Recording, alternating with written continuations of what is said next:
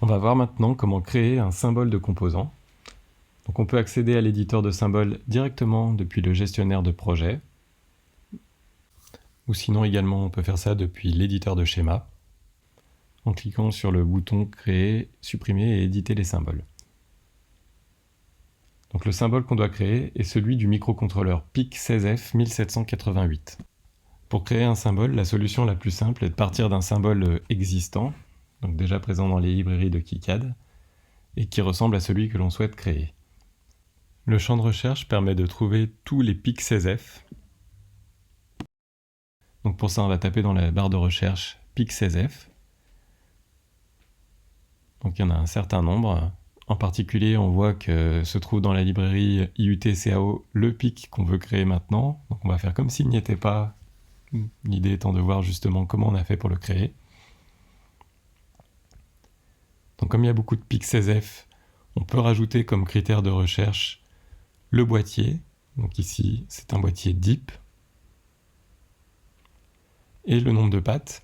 Alors si on tape simplement 28, on voit qu'il y a un grand nombre de pics qui répondent encore aux critères et qui ne sont pas nécessairement ceux qui ont 28 broches, en particulier celui-ci a 14 broches, mais le 28 apparaît dans la quantité de RAM. Pour s'assurer d'avoir seulement ceux qui se terminent par DIP28 ou éventuellement DIP-28, on va modifier le critère de recherche et donc mettre ici une étoile qui correspond à un caractère, un espace, un tiret ou rien du tout. Ça peut paraître surprenant de prendre en compte le boîtier lors de la création du composant, mais les pattes ne sont pas numérotées de la même manière en fonction du boîtier. Et donc on peut aller voir ça justement en s'intéressant à la documentation technique du PIC, dans laquelle on voit effectivement que selon qu'on a affaire à un PIC en boîtier DIP ou en boîtier QFN, donc tous les deux sont des PIC 28 broches, les différents signaux apparaissent sur des broches de numéros différents, en particulier la patte 1 qui représente le VPP Master Clear Bar RE3 dans le boîtier DIP, se retrouve dans le boîtier QFN sur la patte numéro 26. Donc ça oblige à créer des symboles différents pour les différents boîtiers, puisque KiCad utilise des numéros de pattes pour les associer aux numéros de pastilles côté empreinte. Donc on peut repasser sous KiCad pour aller voir le composant qui sera le plus intéressant, le plus proche de celui qu'on désire créer. Donc dans la liste ici, on voit qu'il y en a un certain nombre, donc on peut double-cliquer dessus pour voir les détails du composant. Donc celui qui nous intéresse plus particulièrement, c'est le PIC16F 882, puisqu'il est vraiment très proche de celui qu'on souhaite créer. Parmi les particularités de KiCad, on peut voir dans la liste des symboles qui ont été sélectionnés que certains apparaissent avec une police standard alors que d'autres sont en italique.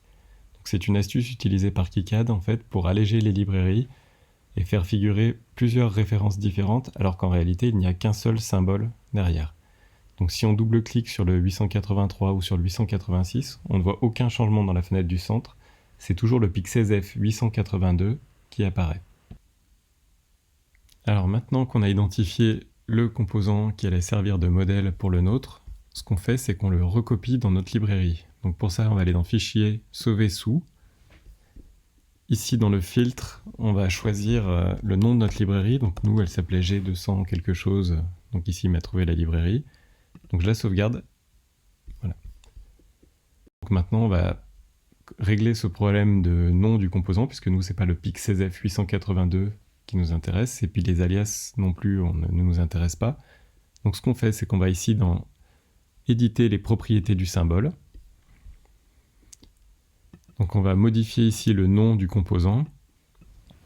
Donc nous c'est un PIC16F 1788, et puis on va mettre le nom complet, donc on va mettre "-xp".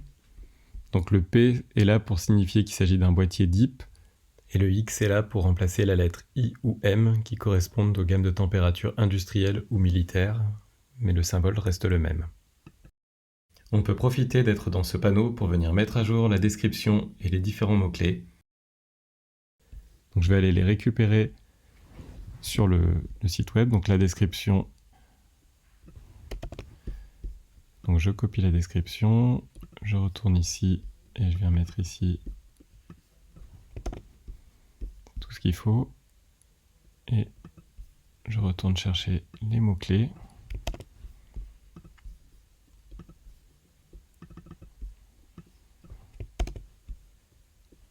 ça n'a pas changé. Je vais supprimer également les alias.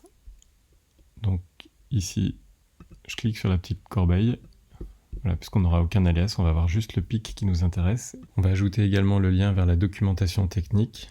Je vais retourner chercher sur le site la référence de la documentation technique que je copie et que je vais venir coller ici dans le champ documentation. Pour l'instant, on laisse le champ empreinte vide, on le complétera plus tard.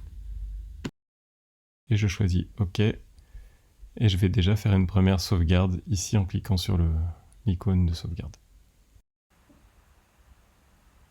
On peut commencer maintenant à éditer le symbole du composant. Donc ce qu'on peut voir sur cette représentation, c'est que chaque patte possède un numéro, un nom et un type de patte. Donc la plupart des pattes du microcontrôleur sont de type bidirectionnel, c'est qu'il s'agit d'entrée-sortie.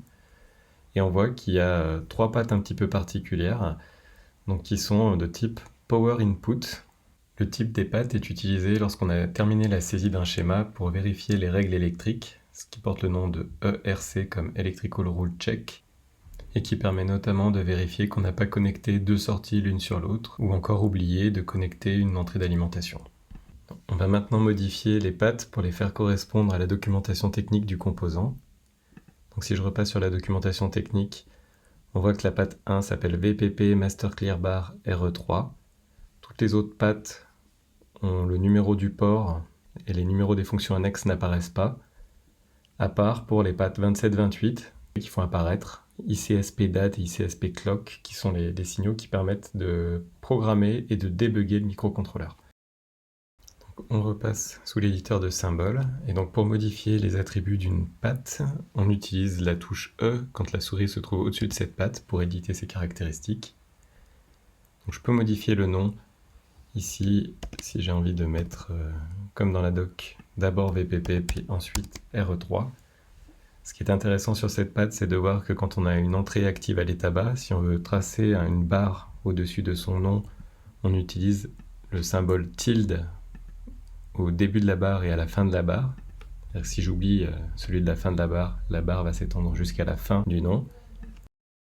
Donc je remets le tilde et je clique sur OK. Je vais ensuite modifier l'ensemble des autres broches du composant. Donc là encore en cliquant sur E, je vais supprimer les noms des fonctions annexes pour l'ensemble des broches, à part quelques-unes. On va conserver juste les broches TX, RX pour la liaison série, et puis les numéros des entrées de conversion analogique numérique. Donc je vais passer un petit peu tout ça en accéléré, puisque c'est assez répétitif.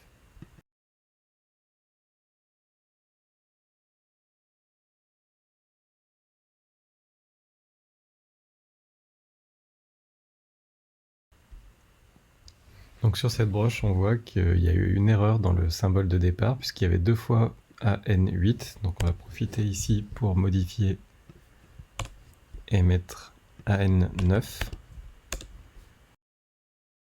Enfin, pour terminer, on va rétrécir un petit peu le composant qui est un petit peu large.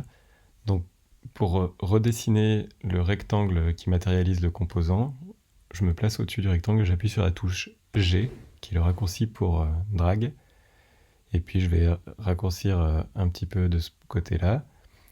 Donc pour obtenir quelque chose de symétrique, on peut s'appuyer sur le fait que KiCad affiche ici dans la zone en bas les coordonnées x et y. Donc ici je suis en x égale moins 21,6. Le milieu du composant correspond au x égale 0. Donc si je veux rapprocher ici l'autre bord du rectangle, je vais l'amener à 21,6. Ensuite, pour déplacer le groupe complet de pattes, en maintenant le clic de la souris, j'englobe toutes les pattes. Et puis je les rapproche du composant, puis je vais faire pareil de l'autre côté.